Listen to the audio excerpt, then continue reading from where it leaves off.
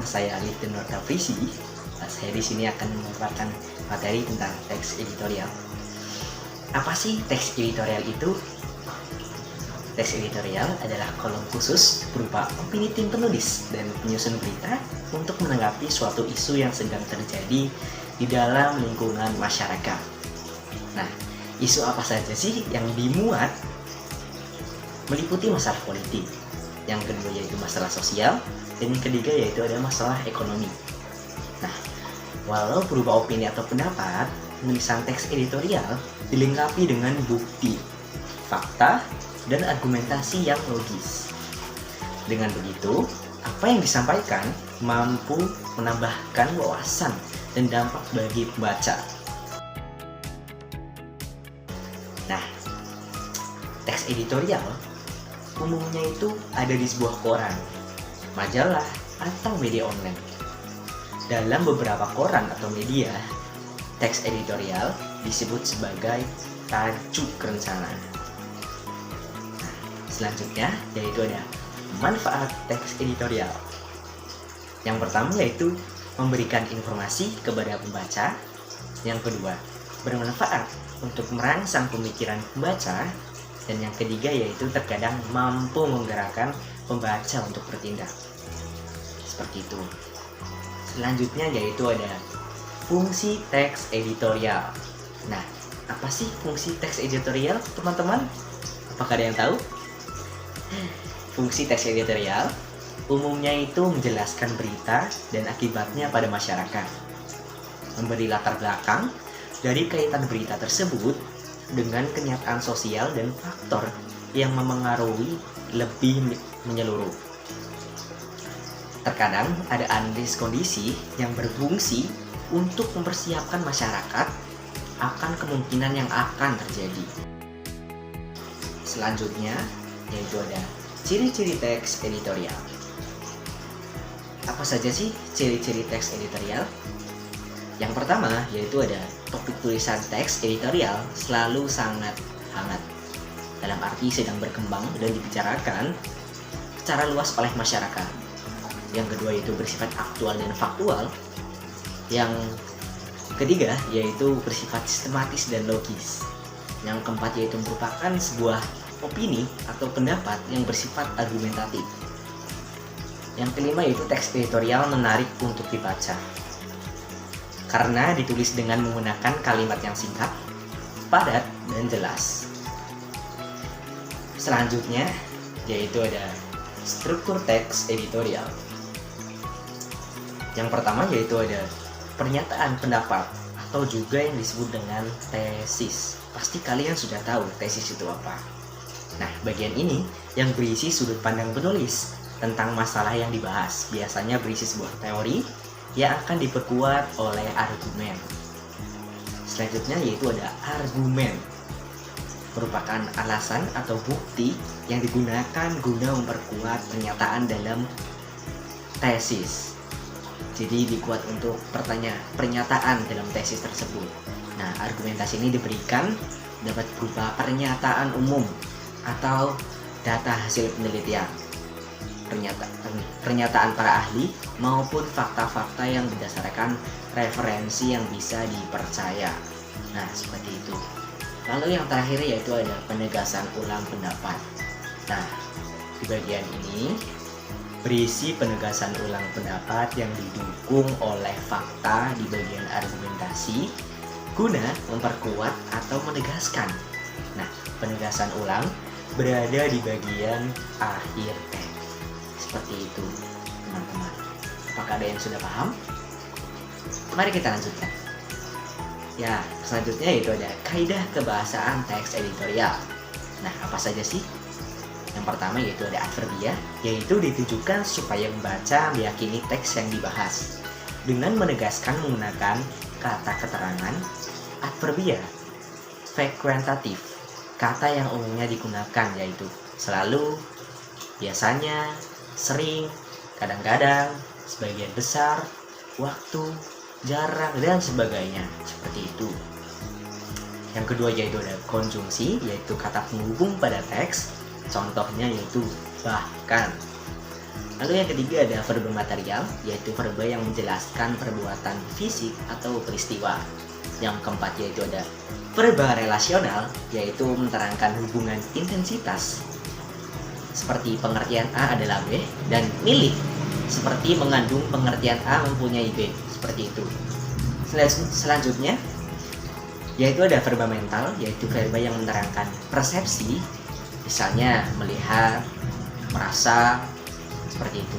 Lalu selanjutnya ada afeksi, misalnya senang, suka dan khawatir, dan kognisi, misalnya berpikir, paham dan mengerti.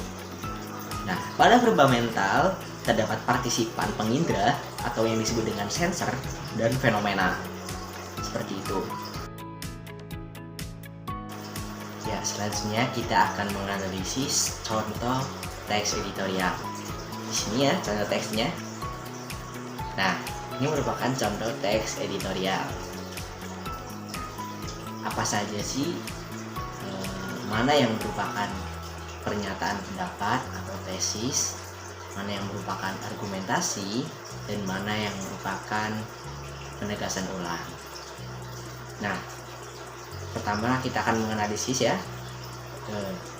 Untuk pernyataan pendapat atau tesis itu biasanya di awal paragraf, yaitu pernyataan pendapat tesis di dalam contoh teks editorial yang sudah saya tampilkan di sini, yaitu di paragraf 1 dan paragraf 2.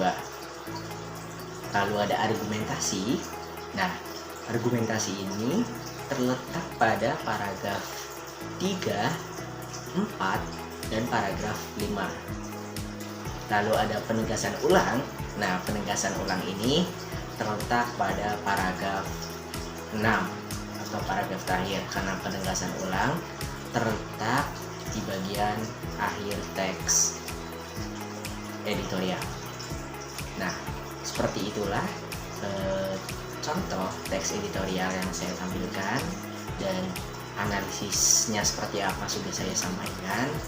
Sekarang kita akan belajar bagaimana sih cara menulis teks editorial yang baik dan benar. Nah, selanjutnya kita di sini akan belajar bagaimana sih cara menulis teks editorial yang baik dan benar. Nah, yang pertama yaitu ada menentukan isu aktual. Menentukan isu aktual menjadi langkah pertama penulis saat akan menyusun teks editorial. Nah, isu aktual yaitu persoalan atau peristiwa aktual, fenomenal, dan kontroversial yang sedang berkembang di kalangan masyarakat. Nah, isu aktual bisa dicari tahu melalui berita utama, surat kabar, radio, dan televisi. Nah, pada surat kabar, berita utama disajikan di halaman depan dengan gambar dan penulisan huruf yang mencolok. Sementara berita utama di radio atau televisi biasanya ditayangkan atau dibacakan paling awal. Berita yang fenomenal biasanya diulas tidak hanya oleh satu media, tetapi oleh banyak media dan berulang-ulang. Berita kontroversial biasanya sering mengundang perdebatan pendapat.